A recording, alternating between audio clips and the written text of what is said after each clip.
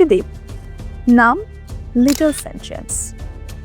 পর্যটকদের কাছে এটি স্বর্গের মতো মনে হতে পারে, কিন্তু কয়েক দশক ধরে এটি ছিল পৃথিবীর অন্যতম এক অন্ধকার নরক।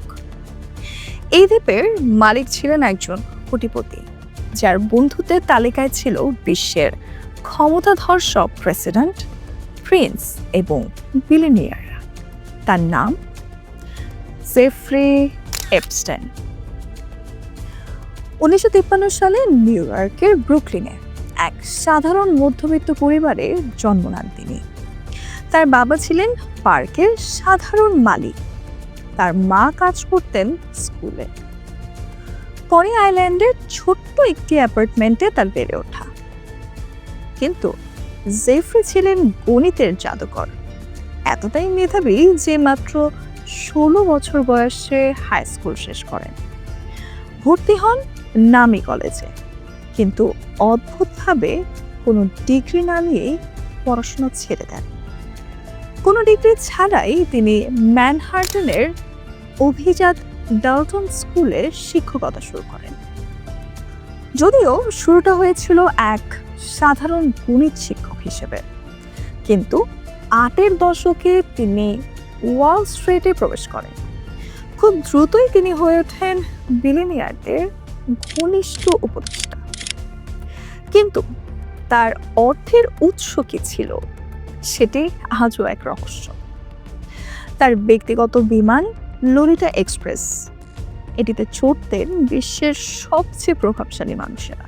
চমকপ্রদ এই জীবনের আড়ালে ছিল এক ভয়াবহ অপরাধ চক্র। এপস্টাইন এবং তার বান্ধবী ঘেসলেন ম্যাক্সওয়েল অপ্রাপ্তবয়স্ক মেয়েদের টার্গেট করতেন। মডেল বানানোর কথা বলে বা মেসেজ দেওয়ার বাহানায় তাদের নিয়ে আসা হতো তার প্রাসাদে। এরপর চলতো বছরের পর বছর ব্ল্যাকমেল আর শারীরিক শোষণ। এখন বলছি কে এই ঘেসলেন ম্যাক্সওয়েল। ঘেসলেন ছিলেন ব্রিটিশ মিডিয়ার মোগল রবার্ট ম্যাক্সওয়েলের প্রিয় কন্যা। 1991 সালে রবার্ট ম্যাক্সওয়েলের রহস্যময় মৃত্যু হয়। বাবার মৃত্যুর পর ঘেসেল সামাজিক ও অর্থনৈতিকভাবে চাপে পড়ে নিউ ইয়র্কে চলে আসেন।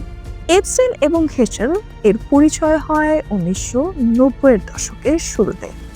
সেখানে একটি উচ্চবিত্ত পরিবারের পার্টিতে এপস্টাইনের সাথে ঘেসেলের পরিচয়। এপস্টাইনের ছিল টাকা আর ঘেসেলের ছিল আভিজাত্য। এই দুয়ের মিলনে তৈরি হলো এক বিষাক্ত জোট। শুরুতে তাদের মধ্যে প্রেমের সম্পর্ক ছিল, কিন্তু কয়েক বছর পর সেই রোমান্টিক সম্পর্ক শেষ হয়ে গেলেও তারা আজীবন ব্যবসায়ী ও অপরাধ সঙ্গী হিসেবে থেকে যান। 2008 সালে ফ্লোরিডার পাম বিচে নিজের বাড়িতে এক কিশোরীকে যৌন নির্যাতনের অভিযোগে তিনি ধরা পড়েন।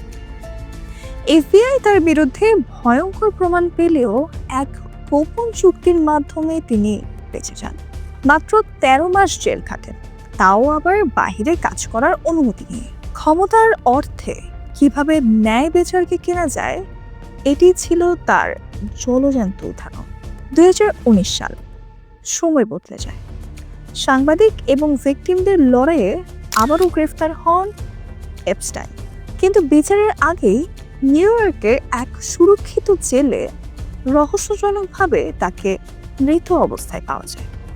ময়নাতদন্তে বলছে আত্মহত্যা, কিন্তু সাধারণ মানুষ বিশ্বাস করে অন্য কিছু। এই প্রেক্ষিতে দীর্ঘ তদন্ত প্রক্রিয়ায় ভুক্তভোগীদের সাক্ষ্য এবং এপস্টাইনের বিভিন্ন সম্পত্তিতে অভিযান চালিয়ে বিপুল পরিমাণ নথিপত্র ও মেইল সংগ্রহ করা হয়, যা এখন এপস্টাইন ফাইলস নামে পরিচিত। দীর্ঘ সময়ের এসব গোপন নথি শুক্রবার যুক্তরাষ্ট্রে মানি লন্ডারিং ও যৌন অপরাধে জড়িত জেফ্রি এপস্টাইন সংক্রান্ত তদন্তের সঙ্গে যুক্ত 30 লাখেরও বেশি পৃষ্ঠার নথি প্রকাশ করা হয়েছে। এপস্টাইনের নথিতে মার্কিন প্রেসিডেন্ট ডোনাল্ড ট্রাম্প, ধনুকুবের ইলন মাস্ক, মাইক্রোসফটের সহ প্রতিষ্ঠাতা বিল গেটসের মতো বেশ কয়েকজন বিখ্যাত ব্যক্তির নাম উঠে এসেছে। এছাড়াও ট্রাম্পের বাণিজ্য মন্ত্রী হাওয়ার্ড লুটনিক, ধনকুবের রিচার্ড ব্রানসন, যুক্তরাজ্যের রাজা তৃতীয় চার্লসের ভাই অ্যান্ড্রু মাউন্টব্যাটেন উইন্ডসরের নামও রয়েছে। শুধু মার্কিন না, নানা দেশের মন্ত্রী থেকে শুরু করে প্রভাবশালী ব্যক্তিরাও তার সাথে জড়িত ছিল বলে জানা যায়। সুপ্রিয় দর্শক, 2019 সালে পাওয়া এপস্টাইন ফাইলস কেন 2026 সালে এসে প্রকাশিত হয়েছে, সেই প্রশ্ন আপনার কাছে।